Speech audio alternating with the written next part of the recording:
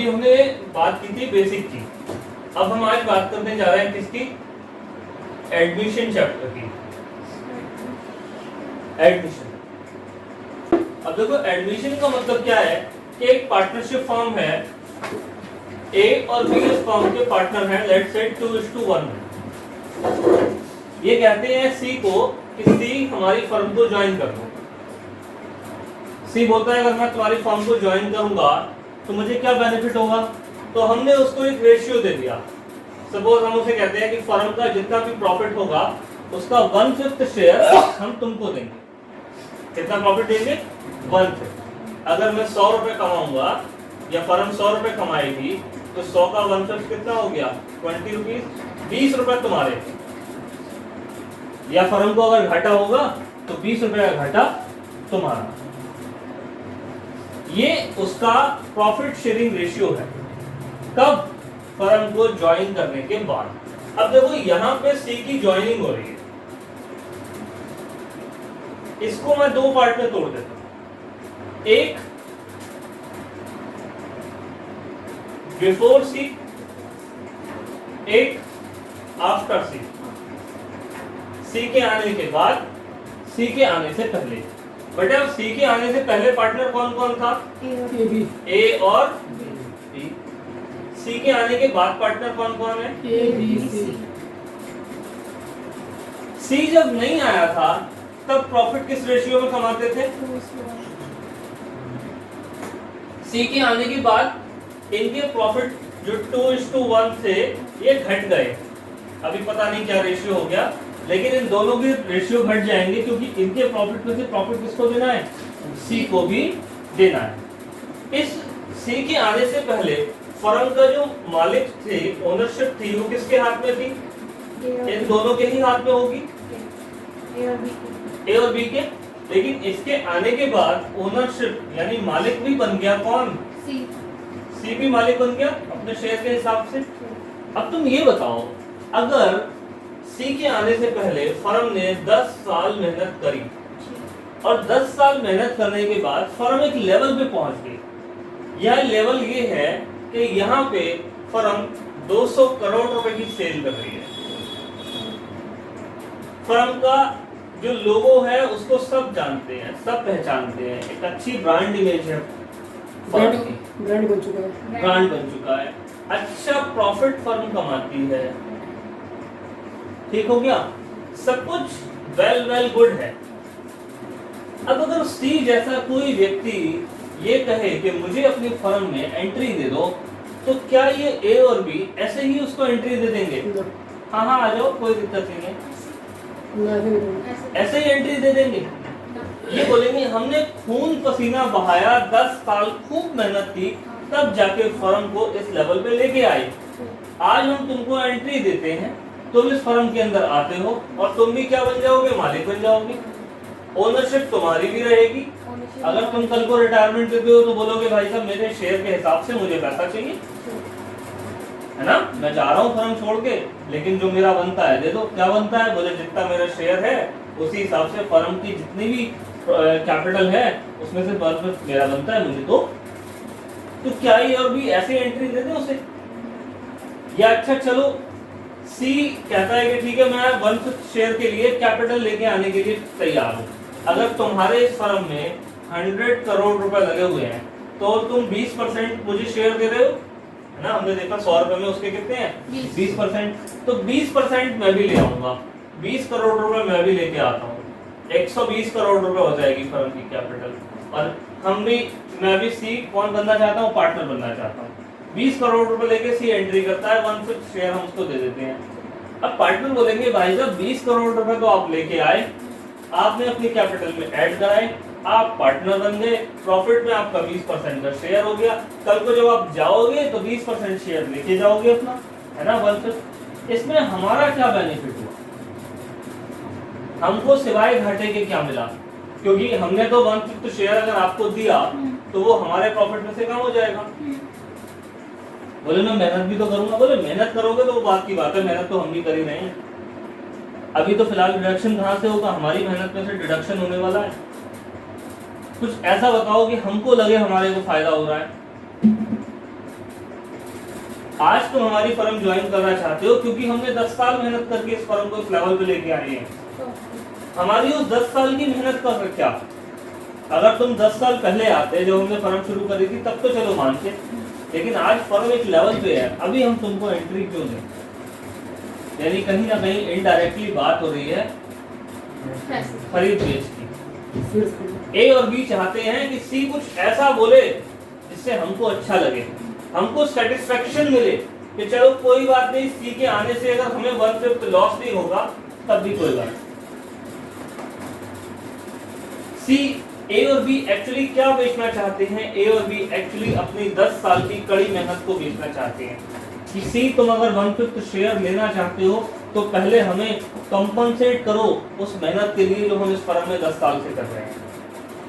सी को ज्वाइन करने का राइट किसके पास है? ए और बी के पास है। ए और बी ये राइट सी को तभी देंगे जब सी से उनको कुछ कंपनसेशन मिले, और कंपनसेशन मिलता है, उस कंपनसेशन का नाम है बेटा गुडविल। आज इस चैप्टर में गुडविल तुम्हारे नाम एंट्री कर रहा है। सी क्या देगा? ए और बी को गुडविल देगा।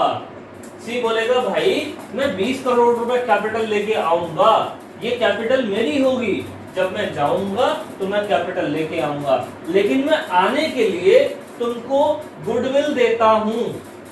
अब जो भी इस फर्म की गुडविल है, तो सी क्या बीच में चाह रहा है? उस क्या देगा? गुडविल देगा।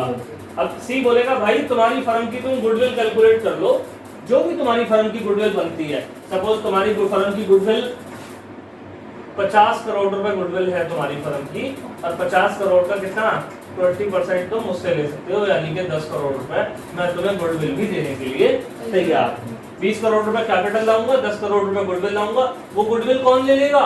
ए और बी ले लेंगे। किस रेशियो में? अपने सैक्रिफाइसिंग रेशियो में। अभी हम बात करेंगे सैक्रिफाइसिंग रेशियो क्या होता है।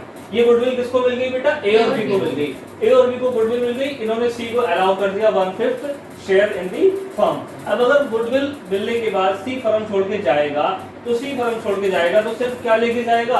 अपनी कैपिटल लेके जाएगा, गुडविल लेके नहीं जाएगा। ये गुडविल कब तक गुडविल से इसने ये शेयर खरीद लिया, और अभी जब तक चाहे इस फर्म के अंदर ऐसा पार्टनर रह सकता है। तो जब फर्म के अंदर किसी पार्टनर का एंट्री होगी तो बेटा वो क्या लेके आएगा?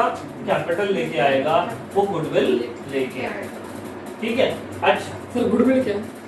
गुडविल क्या है अभी बात करेंगे, 1 बाय 1 बात करेंगे। हम बात कर रहे थे सी के एडमिशन की। तो देखो सी का एडमिशन अभी हुआ नहीं है, अभी होने वाला है, होने वाली है। यहाँ पर ए और बी है, वो सोचते हैं कि यार हमारी ना ये बैलेंस शीट है, ये मैं बैलेंस शीट बना रहा हूं, इसके अंदर एक मशीन है जिसकी वैल्यू 1 लाख रुपए है, एक लैंड है, जमीन का टुकड़ा, इसकी वैल्यू 20 लाख रुपए है। टुकड़े दिखा रहा हूं। एक बिल्डिंग है,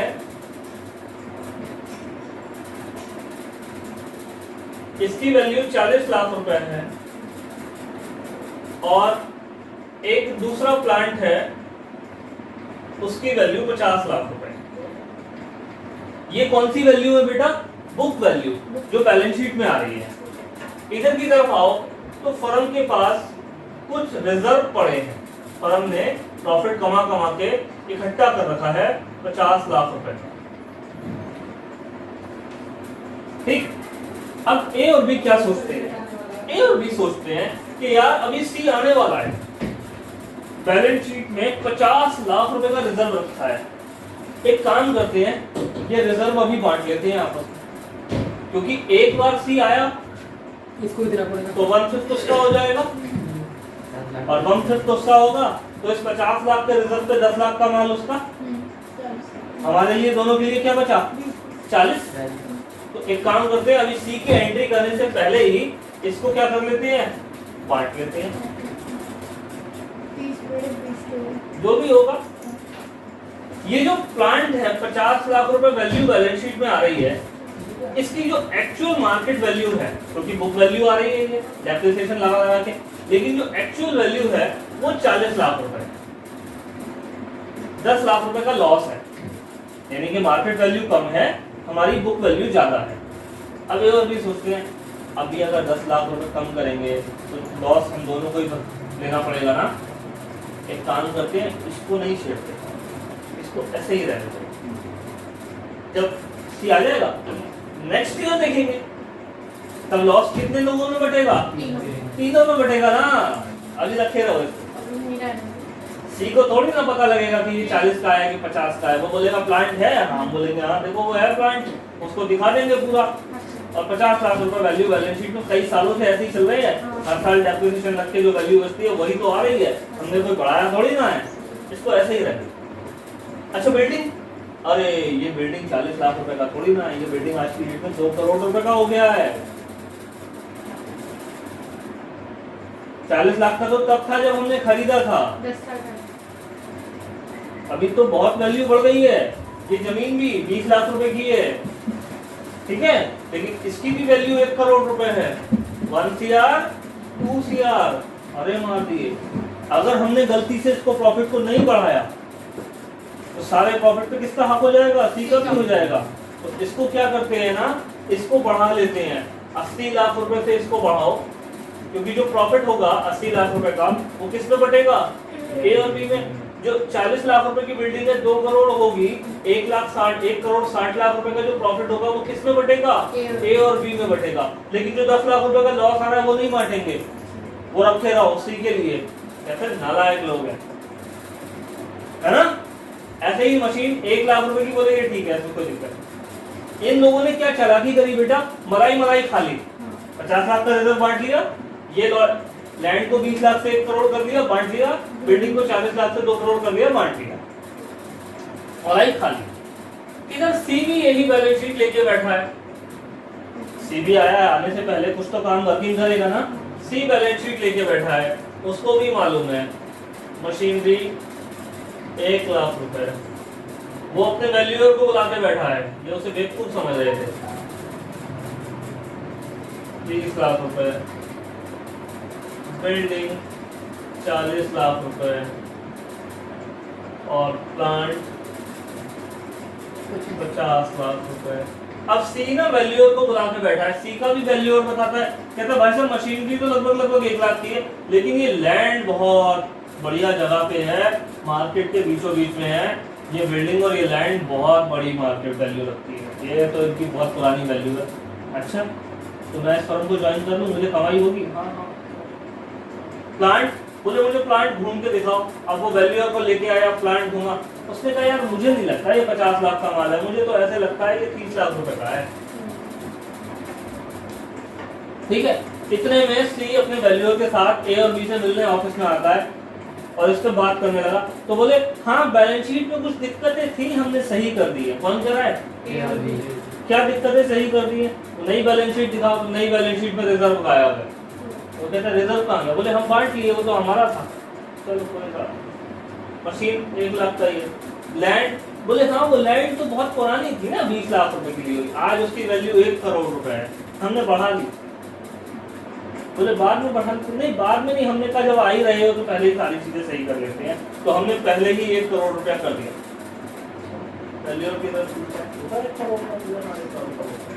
बिल्डिंग बोले बिल्डिंग 2 करोड़ का है, अभी कल ही एक पार्टी आई थी, बोले बेचते हो क्या? हमने बेचा नहीं, 2 करोड़ रुपए दे रहा था, तो 2 करोड़ रुपए हमने मान के बिल्डिंग 2 करोड़ कर दिया। होता 2 करोड़, चलो ठीक है भाई साहब। अब बिल्डिंग सी को लग रहा है एकदम बुरा लग रहा है, यार क्या कर रहे हैं। तब मेरा प्लांट 50 लाख रुपए का, ठीक है, तुम तो बोले 30 लाख रुपए का है। हाँ भाई साहब 30 लाख। तो कहता भाई साहब ये तो बता रहे हैं वैल्यूअर हैं, 30 लाख रुपए से ज्यादा का प्लांट है। बोले नहीं भाई साहब 50 लाख का है, हमारी हम बुक्स दिखाते हैं आपको, हम 50 लाख का खरीदे हैं। तो बोले खरीदे तो बिल्डिंग भी 20 लाख का थे, तो बिल्डिंग 40 लाख का खरीदे थे, लैंड 20 लाख का खरीदे थे, तो उसको 20 लाख पे क्यों नहीं रखते? अगर आज उसकी मार्केट वैल्यू इतनी हुई, तुमने लिख दी, आज इसकी मार्केट वैल्यू कितनी हुई, तो इसका लॉस का तो मेरा इंतजार कर रहे थे कि 50 से 30 तक करेंगे जब सी आएगा। इसको भी करिए, इसको भी सही करिए। कहने का पिक्चर का सीन ये है, भाव ये है कि नए पार्टनर के आने से पहले बैलेंस शीट का क्या होता है, डिटेल पोस्टमार्टम होता है। और डिटेल पोस्टमार्टम होने के बाद जो भी चीजें प्लस करने की होंगी उन्हें प्लस कर दिया जाएगा, जो भी चीजें माइनस करने की होंगी उनको माइनस कर दिया जाएगा। क्यों प्लस माइनस कर दिया जाएगा? क्योंकि एडमिशन से पहले के जो भी लॉस या प्रॉफिट है उसका इफेक्ट किस पे नहीं आना चाहिए, नए पार्टनर पे नहीं आना चाहिए। ठीक है, इसके लिए इस सारे काम को करने के लिए हम एक अकाउंट बनाएंगे, उस अकाउंट का नाम होगा रीवैल्यूएशन अकाउंट। क्या कर रहे हैं हम? रीवैल्यूएशन। एक अकाउंट हम सीखेंगे इस चैप्टर में, रीवैल्यूएशन अकाउंट। और क्या करेंगे इस चैप्टर में? हम पार्टनर के कैपिटल अकाउंट बनाएंगे। और क्या करेंगे इस चैप्टर के अंदर? बैलेंस शीट बनाएंगे। ये तीन चीजें आपको सीखनी है इस चैप्टर के अंदर। उससे पहले कल हम सीखेंगे रेशियो कैलकुलेट करना, कि जब नया पार्टनर आएगा, सपोज अभी हमने एग्जांपल दिया था ए और बी का, जो 3:2 में थे, वो सी को ज्वाइन करते हैं 1/5 शेयर के लिए। सी के आने के बाद A:B:C क्या होगा? रिवैल्यूएशन अकाउंट सीखेंगे बाद में, पहले हम क्या सीखेंगे? रेशियो निकालेंगे। ए और बी पहले 3:2 में काम करते थे, अभी A:B:C, this में है। इनके आने से ए और बी को नुकसान हुआ होगा, तो ए और बी ने कितना सेक्रीफाइस किया, इसको हम क्या बोलते हैं? एसआर, सेक्रीफाइसिंग रेशियो, यानी त्याग अनुपात।